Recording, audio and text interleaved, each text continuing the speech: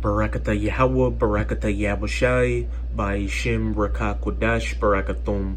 First and foremost, I want to give all praises, glory, and infinite honors to Yahweh Ba'ishim Yabushai. Double honors to the apostles and elders of Great Millstone who rule and teach well. And peace and salutations to Ya'akim out there pushing this word in truth and sincerity to the four corners of the globe. May you brothers endure until the end. This is the brother Rahaya with another video, and I'm going to start it off with Joel chapter 2 verse 20. But I will remove far off from you the northern army, the United States military, all branches, the Navy, the Marines, the Air Force, the Army, and will drive them into a land barren and desolate, the Middle East, right here more specifically Saudi Arabia, which is going to be the main staging ground for World War III, this upcoming battle in the Valley of Jehoshaphat, the War of Armageddon, with his face toward the East Sea. And when we go to a map of the Middle East, you've got Saudi Arabia right here, the Euphrates River to the northeast, the Persian Gulf to the east, as well as the Strait of Hormuz, which you've been hearing a lot about in the news lately with those oil tanker seizures. And about a day or so ago, an Iranian oil tanker caught fire from an explosion, which Iran labeled as an act of terrorism. These tensions are building up more and more with each passing day, and eventually it's all going to come to a head. And just above the Persian Gulf, you have Iran, which when Israel and the U.S. go to war with Iran, that's going to be what starts World War III, this War of Armageddon, which is going to drag in all these heathen nations down into the Valley of Jehoshaphat. And his hinder part, or behind him, toward the utmost sea, the Red Sea. And his stink shall come up, and his ill savor shall come up, because he had done great things, this great death and slaughter of you soldiers, especially U.S. soldiers in this War of Armageddon. The Valley of Jehoshaphat is going to be your final resting place. And as we speak, this northern army is being removed far off into this land barren and desolate, Saudi Arabia.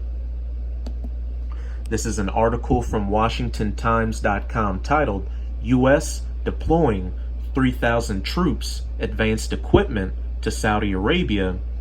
And all this is a part of prophecy to fulfill Joel chapter 3. This is Joel chapter 3. I'm going to start at verse 9. Proclaim ye this among the Gentiles, you Edomites or so-called white people, you Ishmaelites or so-called Arabs, you Elamites or so-called East Indians, you Moabites or so-called Chinese people, etc., etc. And those that are proclaiming this among the Gentiles are the men of the Lord, chiefly GMS or Great Millstone, going out there on the highways and byways preaching this word, as well as putting up video epistles like this. Prepare war, war with Iran, World War III, the battle in the Valley of Jehoshaphat, the War of Armageddon. Wake up the mighty men, let all the men of war draw near. 3,000 U.S. soldiers are going to Saudi Arabia, let them come up. Verse 10, beat your plowshares into swords and your pruning hooks into spears. Let the weak say, I am strong. And you can clearly see that all these nations around the planet are gearing up for war. Last week, China celebrated 70 years of communist rule by unveiling their latest military hardware, which included the Dongfeng 41, a new nuclear-capable missile. Russia's been showing off its new hypersonic glider technology, and global military spending has been on the rise, as it says from this video on CNBC titled, Why Global Military Spending is on the Rise. I'm not going to play the video, I'm just going to read this paragraph. Global military spending reached a post-Cold War high of 1.8 trillion in 2018, according to the Stockholm International Peace Research Institute. The Swedish-based think tank has published widely cited global spending numbers since the 1960s. Is the world entering a new era of great power conflict? And it is. It's entering the greatest and last era of great power conflict, World War III, this War of Armageddon. Beat your plowshares into swords and your pruning hooks into spears.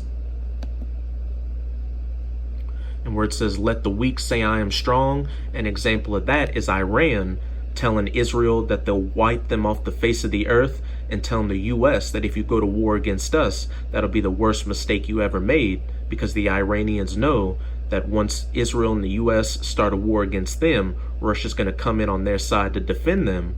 Verse 11, assemble yourselves and come, all ye heathen, and gather yourselves together round about. Thither cause thy mighty ones to come down, O Yahweh.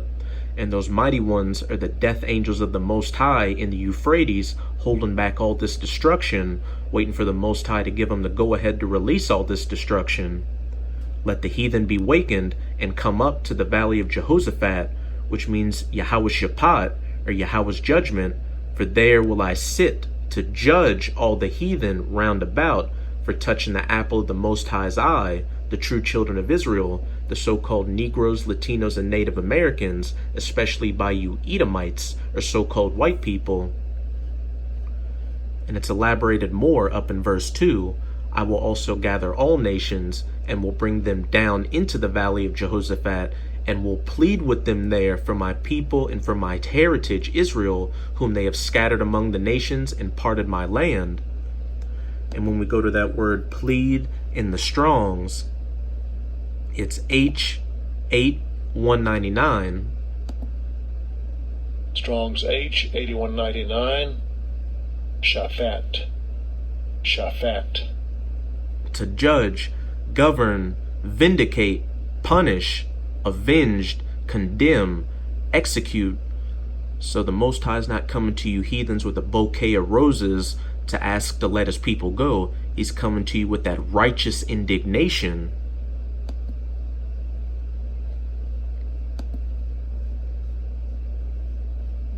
Let's see where we were at. Verse 13, put ye in the sickle, for the harvest is ripe. Come, get you down, for the press is full, the fats overflow, for their wickedness is great.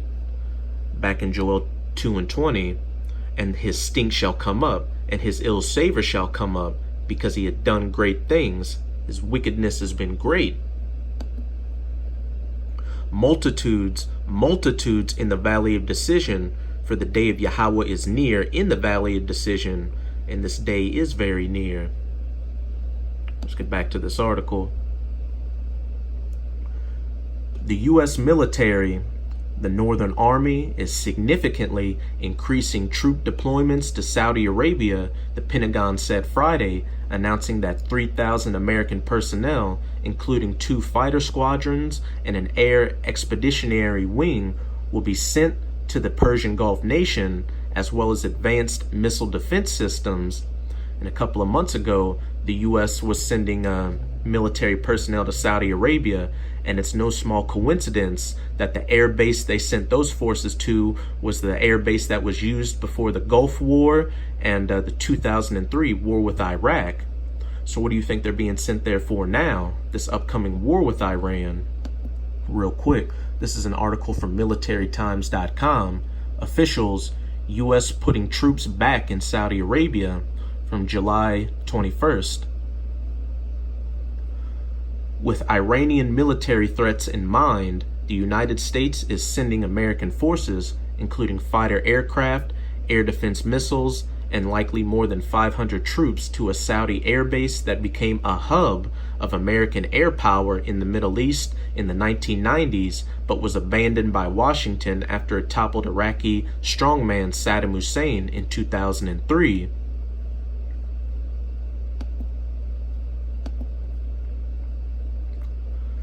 U.S. officials said the move is being made in response to last month's attack on Saudi oil facilities that the Trump administration, Riyadh, and European powers have all blamed on Iran.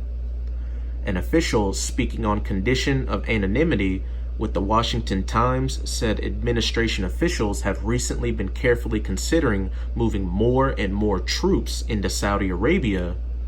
Friday's development came despite President Trump's often stated desire to bring American troops home from forever wars in the Middle East, which isn't going to happen. It's all a part of prophecy that these U.S. soldiers are being dragged down into the Middle East and being kept in the Middle East, and nothing will happen to avert these prophecies from coming to their fulfillment. No peace treaties or troop withdrawals or anything like that. This is Isaiah 55 verse 11. So shall my word be that goeth forth out of my mouth. It shall not return unto me void, but it shall accomplish that which I please, and it shall prosper in the thing whereto I sent it. This war of Armageddon, which is quickly coming upon us.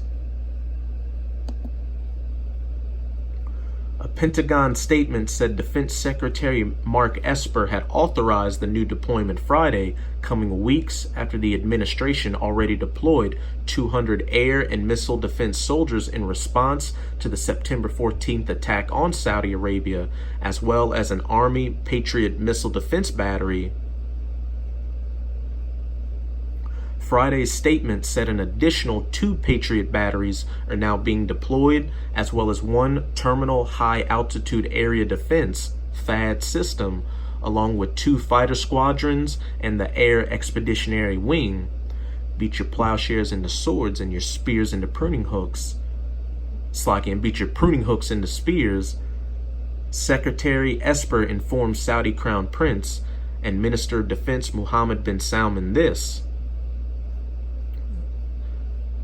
Now I'm going to close it out in Revelation chapter 9 verse 12. One woe or destruction is past, World War I, and behold, there come 2 woes more hereafter, World War II, and this upcoming World War III. Back in Joel chapter 3, the day of the Lord is near in the valley of decision. So now's not the time for you Akim to be getting weak in the faith. You got a lot of Israelites out here who are being lackadaisical because these prophecies seem like they're tearing, so they're thinking that, oh, I got time to get my shit together. But as it says in Habakkuk chapter 2, though it tarry, wait for it shall surely come. It shall not tarry. You don't want to get caught out here like a thief in the night and have all these horrible things befall you and you not be prepared because you thought you had enough time to get your affairs right in this world. So with this video, I hope you sincere Akim are edified. And as always, I'm going to say Abba Babal, Kwam Yasharala. Till next time. Shalom.